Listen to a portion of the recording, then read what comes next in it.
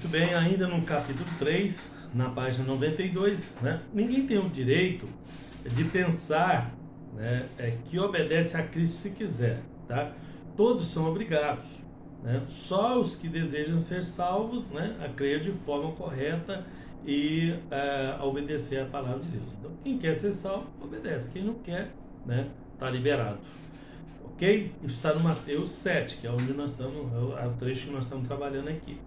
Bom, a fé, a confiança, a obediência, a santificação nunca foram opcionais, mas obrigatórias. É um dogma. Dogma é aquilo que é obrigatório, tá?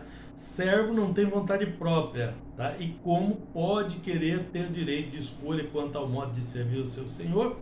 O servo não escolhe a forma de obediência, tá? Porque esta lhe é imposta pelo seu senhor.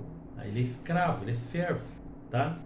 A palavra estreita, né, falando da porta aí, significa apertado, estreitado, pressionado, dificultosa, comprimida, tá? É a porta do céu, né? A porta é estreita por isso. O caminho da perdição, ao contrário, é largo, né? Espaçoso, mais fácil de percorrer, não tem crítica, não tem perseguição todos os dias, como ocorre no caminho de Deus, por causa da fé, da Bíblia, da obediência, da vontade de morar no céu, tá? Às vezes você pode questionar, né? Mas se é tão difícil assim caminhar com Cristo, então não vale o esforço. O esforço vale. E como vale, né? Essa é a única forma da pessoa se livrar do sofrimento e da angústia do fogo eterno, né? Deus é que nos livra dessa perdição. Deus o livra, né? A partir do momento em que o homem e a mulher são herdeiros do pecado, né? E tem que saber que tudo que sofre é consequência dessa situação, portanto, uma culpa pessoal, falando dos pecados individuais, mas também dos coletivos, né? Embora tenha sido herdado, mas também foi praticado, porque todos pecaram, tá?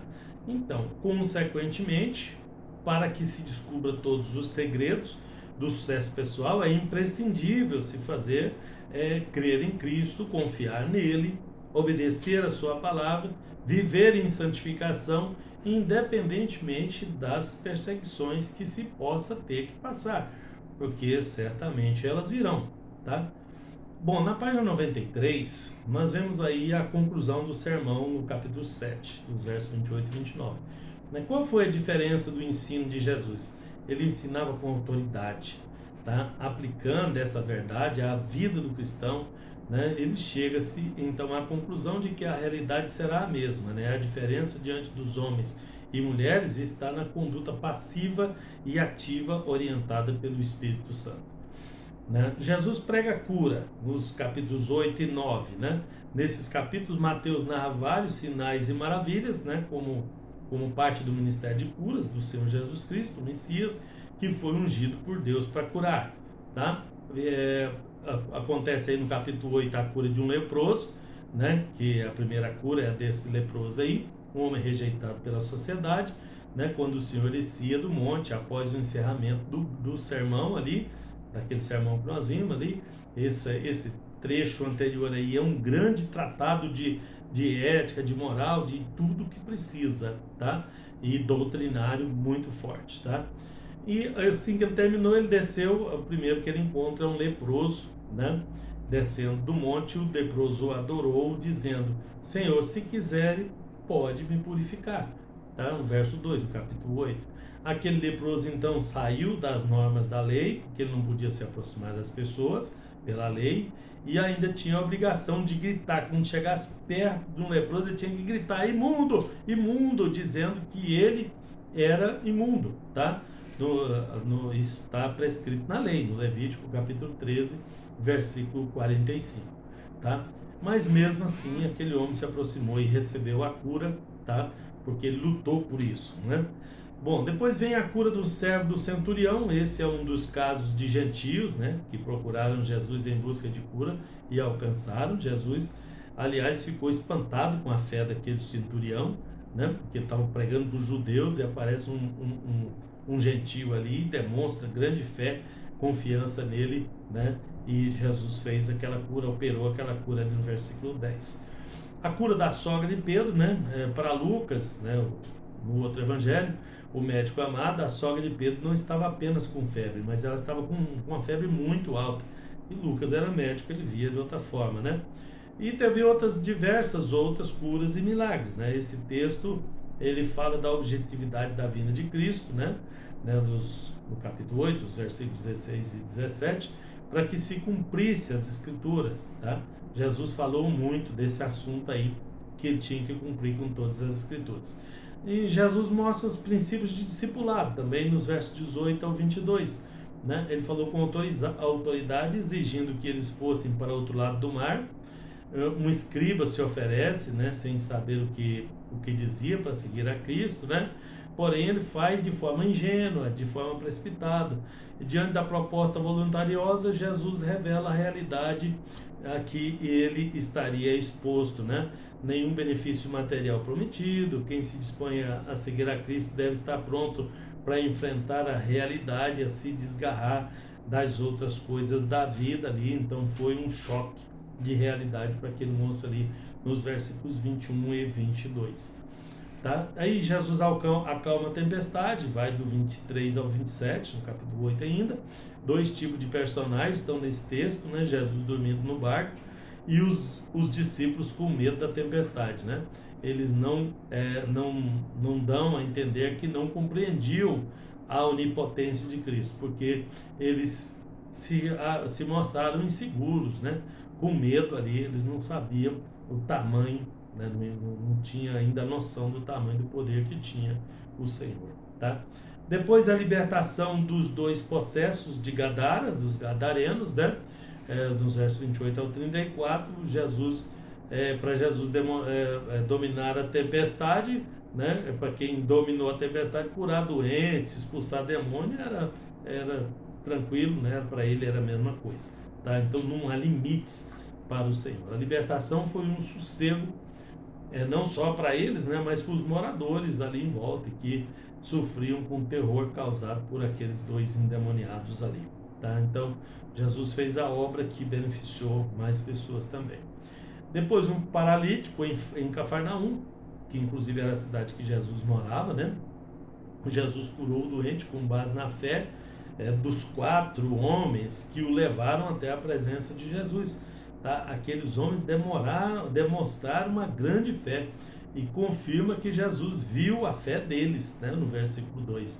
Tá? Os salvos podem receber milagres por sua fé, mas podem receber milagres pela fé de outras pessoas dedicadas também, tá? Isso nos ensina também, nos ensina muito, tá? Na página 96, nós vemos a ressurreição da filha de Lázaro, né? O pai da menina era judeu, exercia um cargo de chefia lá na sinagoga, mas ele creu em Cristo, pediu a ressurreição da sua filha e alcançou, né? Isso está no capítulo 9 do Evangelho de Mateus, tá? Depois Jesus prega e fala de missões, né? No capítulo 9 ainda, né? Missionárias, o Messias inicia a partir dessa sessão um trabalho missionário, né? Voltado para a instrução e a prática acerca de missões, o cuidado especial com as ovelhas cansadas e desgarradas, né? Ou seja, pelas aquelas esfolada pelos pastores cruéis, conforme Mateus 9,36, né? Que o primeiro versículo da sessão aí, tá? Então isso é um assunto importante, precisa ser considerado também. O Messias então faz seu único pedido de oração: rogai, pois, ao Senhor da Seara que mande trabalhadores para a Seara, porque ele estava dizendo ali no trabalho missionário que sempre no trabalho missionário a Seara é grande e os ceifeiros são poucos. E aí Jesus inclui esse versículo, capítulo 9, versículo 38, para falar desse assunto aí. Na página 97 vem o treinamento dos discípulos, tá? Que precisa ser treinado, né? O Messias escolhe os seus apóstolos e dá-lhes instruções sobre como evangelizar e discipular pessoas. São normas bíblicas para os dias de hoje, tá? Pois a palavra de Deus não cai de moda. O método de Jesus foi evangelizar, foi ganhar, edificar, treinar, enviar e sustentar vidas para o reino dos céus. Ele não se preocupou em ganhar muitas almas, né?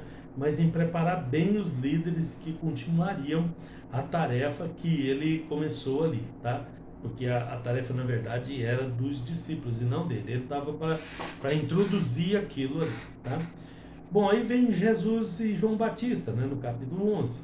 Né, pergunta estranha de João Batista, tá? Que ele pergunta ali se Jesus, se ele era o Messias ou devia esperar outro, né? E há pelo menos duas correntes de interpretação relacionadas à pergunta estranha de João Batista. A primeira, que João Batista estava motivado pelo sofrimento da prisão, né? Estava se desviando, mostrando-se cheio de dúvida a respeito daquele a quem havia recomendado a margem do Rio Jordão e transferido para ele os seus discípulos, tá? A segunda, que João Batista estava provocando o Messias para ver se ele o libertaria da prisão, tá? O que o Senhor nada fez relacionado a isso, porque a missão de João Batista já havia sido encerrada, tá? Mas e quem nunca, né? Quem não teve aqueles momentos, né? De achar que tudo está perdido, de achar que Jesus não está nos ouvindo, mas nunca vai acontecer isso, né? Mateus 11, verso 3 fala e dizer-lhe: és tu aquele que havia de vir ou esperamos outro? Essa foi a pergunta que João Batista fez e que causou essa avaliação aí. Nos dias de hoje há muitos lugares como as cidades impenitentes, né? De Corazim, Betsaida, Cafarnaum, né? De corações fechados para Deus, que rejeita a sua mensagem da graça para salvar os pecadores. A ameaça do Messias é que os incrédulos sofrerão duro juízo e cairão no inferno, tá? O convite especial de Jesus, está no capítulo 11, né? É: aprendei de mim, porque sou manso e humilde de coração. Em 11:29, o Filho de Deus, né? O cristão deve aprender de Cristo nas três áreas, né? Do que ele é capaz, do que ele faz, né? Do que ele fez, do que ele faz e do que ele diz, tá? Que é um exemplo tríplice e maravilhoso e infalível, tá? Esse é o Jesus que nós confiamos e que cremos, tá? Bom, o segredo, entretanto, deve ser revelado aqui. Entre os mais lindos aspectos de aprendizagem do cristão está a firmeza do propósito, tá? No plano do Pai. João está lá no Evangelho de João, capítulo 6, verso 38. O Senhor nunca deixou, né, o projeto celestial para correr atrás de ganhar dinheiro, de ficar rico, de ter nome, né, fama, adquirir fazenda, construir poder político e coisas desse tipo. Esse é o maior exemplo de renúncia, né, de que se tem conhecimento, tá? No fim da página 98, Jesus diz em Mateus que os homens erram por não conhecer as Escrituras e nem o poder de Deus. Isso significa negligência em ler as Escrituras, a Bíblia, tá? Principalmente em usufruir dos resultados dessa leitura, desse estudo detalhado, da obediência, tá? Os líderes que negligenciam o ensino bíblico têm uma dívida diante de Deus para pagar, tá? É preciso pensar nisso antes, né? Enquanto é tempo e que se pode ou se poderia restaurar ou reconquistar esse tempo perdido. É quase impossível alguém obedecer à lei desconhecida, né?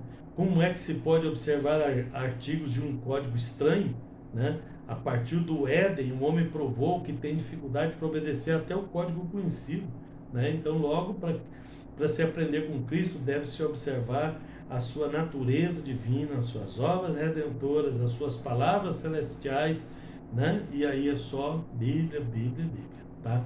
Na página 99, à luz do grego, a palavra desgarrados tem uma ideia de pessoa esfolada, explorada, judiada, muito cansada por ter carregado um fardo pesado, né, em demasia, que é o pecado, e por ter sido maltratado por líderes e por outras pessoas. Em contraste, o Messias oferece um jugo leve, suave, não exigente, nem duro, nem impiedoso, né, como o da lei de Moisés, que era impiedosa. Jesus oferece um jugo suave após ter lançado, né, em rosto a dureza dos corações daqueles povos de algumas cidades. Que contraste interessante, né? Gracioso e cheio do amor, né? Ele fala da recuperação dessas pessoas, tá? Conflito sobre o sábado, né? Eis aqui um ponto importante também. As primeiras manifestações e oposições dos fariseus foi por causa do sábado, né? Embora pareça esquisita a oposição dos fariseus fez parte do plano de Deus, né, para a crucificação de Jesus a favor da humanidade. Tá? Eles questionando, eles, né, sendo ali incisivos, acabou trazendo a crucificação de Cristo, que era o plano inicial. Se não tivesse havido essa perseguição, como é que o cordeiro ia ser oferecido pelo sumo sacerdote para ser sacrificado? Tá? Nesse capítulo, Jesus age contra a lei, apoiando os discípulos que apanhavam grãos, né? Realiza um trabalho braçal no sábado, que não era permitido a eles. Tá? Existe a palavra sábado 19 vezes no Evangelho, tá? Falada por Jesus. A palavra sábado falada por Jesus só existe em Mateus. Tá? Porém, o termo aparece 68 vezes aí, o termo, né? Mateus 12, 5, no templo profanaram o sábado e ficaram sem culpa. Tá? Jesus questionou ali a lei dos sábados, né? Dos sacerdotes no templo, mas ele explicou por quê. Mateus 12, versículo 8, ele diz: porque o Filho do Homem até do sábado é o Senhor. A questão do sábado é que o sábado é o descanso, é o Shabá, é o descanso, não é o dia, tá? Então Jesus era o sábado, ele era o nosso descanso. Então, até Jesus, as pessoas guardavam sábado ali, um dia de religiosidade, tudo, esperando o descanso deles, né? Mas Jesus estava falando, aquele tipo apontava para o próprio Cristo, né? Aquilo morreu em Jesus, porque Jesus é o nosso sábado.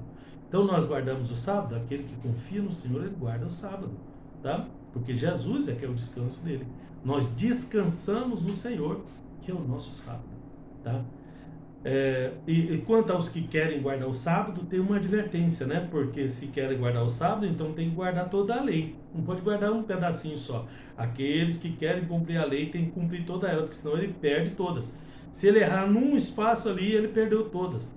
Então essas pessoas que querem guardar o sábado, no mesmo lugar que determina que se guarde o sábado como dia de descanso, também determina que se mate apedrejado aquele que não guardar, tá? Então não dá para guardar ele e não fazer o resto da lei, tá? E no livro de Gálatas fala que se quiser voltar para a lei, se quiser guardar, então guarde, mas faça tudo direitinho, né? E aí volta a todas as outras, né? As outras pontas aí do Velho Testamento, tá? Na página 100 fala do sermão das parábolas, né? Esse é um sermão de parábolas ocultando algumas verdades dos opositores, dos perseguidores ali, né? Ele fala da parábola do semeador. Nesse texto, cada semente, cada alma, né? E espírito dos seres humanos é um dos 4 tipos de solo, tá? Inclusive dos semeadores, tá? Nenhum salvo está fora desse julgamento aí das sementes que precisa receber a palavra antes de tentar semeá-las na vida das outras pessoas. Então, antes de semear, a gente tem que receber essa semente, tá? Essa é a parábola, né? Na página 102, né, ele explica o que é uma parábola, né? É uma história inventada pelo próprio pregador para ilustrar verdades profundas, visando torná-las mais fáceis, mais compreensivas. As boas parábolas sempre partem de coisas conhecidas para ilustrar coisas desconhecidas, tá? Então essa parábola do semeador encaixa nisso, todas elas encaixam nisso, tá? Uma parábola vem do mundo natural conhecido para esclarecer de algum modo um mundo espiritual desconhecido e às vezes ocultando certos conceitos a uma pessoa e esclarecendo esses conceitos a outras pessoas, tá? Uma forma inteligente de pregar aquilo que se quer para o público exato que se quer. A interpretação dada por Jesus das parábolas, né, serve de modelo para se interpretar as outras parábolas. Quem quiser entender de interpretação de parábolas tem que estudar profundamente as duas que Jesus interpretou, né, a do semeador e a do trigo e do joio que Jesus interpretou. Ele deu a parábola e deu a interpretação. Deu a parábola e deu a interpretação. Ele pega todas as outras parábolas e usa o mesmo método que Jesus usou, que vai dar uma interpretação bem adequada, tá? Na página 103, não, na página, tô terminando aqui, na página 109, tá? Parábola da pérola de grande preço, tá? Tá no capítulo 13 de Mateus. Essa parábola se parece com a anterior, né? Em sentido, a pérola de grande preço é o Senhor Jesus. Os pecadores devem investir pesado para ter acesso ao reino de Deus e pertencer a Ele e ser feliz eternamente, né?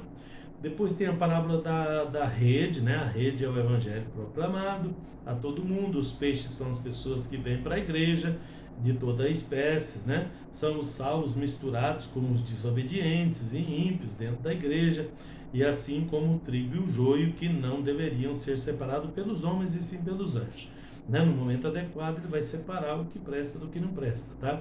Coisas velhas e novas, o sentido desses dois versículos parece ser uma pessoa instruída acerca da lei, como Paulo, coisas antigas, que aprende também a buscar e achar a graça em coisas novas, né, com os princípios da nova aliança. Então é o encaixe da lei com a graça aqui. Bom, aí Jesus sofre alguns ataques. Jesus prega e sofre rejeição em Nazaré, né? Não só Jesus, né, mas todos que pertencem ao reino de Deus sofrem rejeição dos incrédulos, tá? Herodes manda matar João Batista. Enquanto isso, capítulo 14, né, diz o historiador do primeiro século Flávio Joséfo, né, que não é bíblico, tá? É um historiador paralelo, que a moça que dançou era chamada Salomé. Ela pediu a cabeça de João Batista num prato por instigação da maldosa mãe. Duas pessoas nesse relato agiram errado, né, por insinuação e respeito humano, que foi Salomé, instigada pela mãe, e Herodes, por causa do juramento pessoal e dos que estavam à mesa com ele, né? Foi uma coisa totalmente sem noção, tá? Na 110, aqui se vê os indícios da filosofia do chamado tradicionalismo, né? Qual considera certo o que a maioria das pessoas acha certo e errado o que a maioria das pessoas acha errado, né? A lei da causa e efeito, reagir passivamente, tá? João Batista morreu porque falou certo de modo errado, assim como a moça ímpia, a filha de Herodias, dançou em público, uma prática pagã, diante dos homens, e se tornou a causa da morte de João Batista, um santo homem de Deus. Da mesma forma, os homens e mulheres ímpios de hoje abandonam a Deus e a sua palavra por causa das suas impiedades, né, do vício, das orgias, que estão submetidos, estão escravizados, tá? Então isso aí deixa um grande exemplo para nós também. A multiplicação dos pães e peixes, né, alimentando aí 5.000 pessoas com esses pães e esses peixes, era um lanche de um rapazinho, né, e torna-se o objeto de um milagre que simboliza Jesus como o pão da vida, que mostra que ele tem poder para realizar milagres, né, e que pode ser alcançado por todos os homens que estejam dentro do seu alcance. Demonstra ainda sua compaixão para com os necessitados e exemplifica o quanto é importante colocar o pouco que se tem nas mãos do mestre multiplicador de bênçãos, tá? Depois Jesus anda sobre as águas, no final da página 110. Jesus andou sobre as águas, né? Caminhou por cima das águas entre as 3 e as 6 horas da manhã, final da madrugada, né? Na quarta vigília da noite. Naquele tempo a noite era dividida em 4 vigílias, tá? A primeira era das 6, que começava a noite às 6, das 6 às 9, né, das 18 às 21, né, a segunda vigília das 21 à meia-noite, a terceira da meia-noite até às 3 e a quarta das 3 às 6 da manhã, tá? Então eram 4 vigílias de 3 horas, que dão 12 horas, que é o período na noite. No dia era contado a partir das 6 da manhã, tá? Também dividido em partes, como a gente vai ver mais na frente, tá?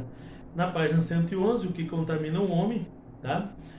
Jesus é contra a tradição religiosa dos homens, né? E ele contra a tradição como autoridade máxima de regra de fé e prática religiosa, tá? A autoridade máxima tem que ser a palavra de Deus e não a tradição. Jesus cita uma profecia de Isaías e condena a atitude dos judeus por basear a sua fé nas tradições dos homens em detrimento da palavra de Deus. E muita gente faz isso até hoje, por isso é importante pontuar aqui, tá? No final da 111, Jesus atende a mulher cananeia, tá? Jesus expulsa um demônio à distância. Esse texto revela Jesus libertando as suas bênçãos, também liberando as suas bênçãos também para gentios, né? Porque aquela mulher cananeia ali, né, era da região de Tiro e Sidom, cidade da Fenícia, que eram de gentios, tá? Depois vem os fariseus e saduceus pedindo um sinal. Jesus censura a hipocrisia dos escribas e fariseus, Jesus enfrentou de perto essa oposição, a oposição dos judeus contra o reino dos céus, né? E fala depois na 103 do fermento dos fariseus e saduceus, que é a hipocrisia, né? Fala do fermento, interpretando como falsa doutrina, tá? Da mesma forma que Jesus censurou os fariseus e saduceus por causa da falsa, né? Da falsidade, ele condena hoje os ensinamentos doutrinários diferentes, né? Da sua palavra, tá? Na teologia de Cristo, né? Cristo promete fundar a sua igreja, resistir ao mal, sobre essa pedra edificarei a minha igreja, e as portas do inferno não prevalecerão contra ela. Então todo cristão está posicionado corretamente em Cristo, resiste ao mal e vence-o, tá? E todo cristão derrotado pelo mal não está posicionado corretamente em Cristo, tá? E é 100% impossível o inimigo vencer um cristão que esteja na condição anunciada por Paulo aí em Colossenses 3:3, tá? Bem posicionado. A resistência contra o mal não é uma coisa humana, é algo divino, né? É Deus que fortalece, que dá conhecimento, que dá dons para os homens para que possa resistir. O homem, por mais santo e fiel que seja, ele é humano, ele é incapaz de vencer o inimigo, tá? Que é espírito, tá? E é espiritual. A ignorância é um dos maiores problemas dentro das igrejas, né? É a falta de conhecimento, falta de saber, ignorância mesmo, tá? Cuidado que ignorância é interpretada de outras formas aí nos nossos dias, mas eu estou falando ignorância no sentido de não saber. Crer em Cristo é necessário, tá? Confiar no Senhor é indispensável. Obedecer a palavra de Deus é imprescindível. No entanto, há algo mais importante que tudo isso, é estar posicionado corretamente em Cristo, porque esse é o primeiro segredo de todos, né? Fazendo a sua vontade, estar bem posicionado aí, tá? Na 114, então, a fé, a confiança, a obediência e santificação fazem com que o cristão permaneça bem posicionado da forma correta. E esse sim é o grande segredo da vitória. Vamos refazer? A fé, a confiança, a obediência e a santificação. 4 pontinhas aí, né, para avaliar e perceber, tá? Na 115, no final, né, quem decide seguir o mestre precisa assumir um compromisso de fazer o seguinte: primeiro, querer a salvação gratuita do Senhor. Segundo, negar-se a si mesmo. Terceiro, tomar sobre si mesmo a sua própria cruz, né, que é a fé, a obediência, a resignação, o sacrifício pessoal para manter a salvação, o amor sincero a Deus e a si mesmo e ao próximo. O quarto, seguir a Jesus. Não há sentido nenhum, né, em considerar-se cristão e cumprir todas as outras regras lá, né, e não praticar esses 4 básicos aqui. Aqui está o início da fé, da carreira cristã, pois ninguém nasce sabendo. Aprende-se, né, e treina-se, melhora-se e por aí vai, tá? Bom, na 116, Jesus prediz a sua morte e ressurreição, tá? E repete a profecia a respeito da sua morte e ressurreição, capítulo 17. Depois vem o milagre da moeda do peixe, né, na boca do peixe, né? Jesus providencia através do milagre para o pagamento do imposto, né? Mostrar que as pessoas deveriam cumprir as leis de Deus, mas tem que cumprir a lei dos homens também, tá? Depois vem a pergunta: quem é o maior no reino dos céus? No capítulo 18, Jesus não permitiu primazia entre os apóstolos, exceto se conquistada em servir os outros com humildade, com resignação, tá? Pedro usou a chave para abrir a porta da salvação para todos, né, judeus e gentios, no dia de Pentecostes, tá? Na casa de Cornélio, né? Só que as portas continuam abertas e serão fechadas somente no arrebatamento da igreja, tá? Como disciplinar irmãos culpados, tá no capítulo 18, né, de Mateus, do 15 ao 20. São 3 instâncias, né, para disciplina. Primeira instância, entre si e ele só, né, privacidade. Segunda instância, com 2 testemunhas, repetindo a repreensão. Terceira, diante da igreja local. Se não atender, aí sim toma-se a decisão radical de considerar ele como transgressor, como gentio, como publicano, né, que é um ato de exclusão do rol de membros, que é um ato extremo, tá? Um ato muito extremo, mas que é uma disciplina e é bíblico, tá? Na 119, o perigo das riquezas, né, que nós já falamos lá atrás, né? que dificilmente um rico entrará no reino. Depois a parábola dos trabalhadores na vinha, né, que trabalha na vinha. E depois nós pulamos lá para 124, parábola das bodas do filho do rei. O Senhor conta outra parábola dizendo que o reino dos céus é semelhante a um rei que celebrou as bodas do seu filho. A festa foi preparada, o convite feito, mas os convidados não quiseram aparecer.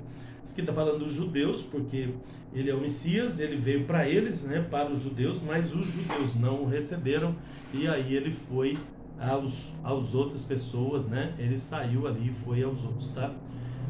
Os convidados que rejeitaram o convite do banquete, né, são os judeus, e a igreja é o segundo grupo que aceitou, né? Glória a Deus por isso, tá? Então tem duas classes de pessoas, as que rejeitam o convite de Deus, os neutros, os rebeldes, né? Todavia, ambos sofrerão as mesmas consequências, o sofrimento eterno longe de Deus. Os dois grupos rejeitam a graça salvadora e o mundo nada tem para substituí-la, essa graça, tá? O homem sem vestes nupciais representa os judeus legalistas, insistindo em entrar no reino dos céus por meio da lei de Moisés, né? Isso seria a salvação à parte da redenção através da morte de Jesus.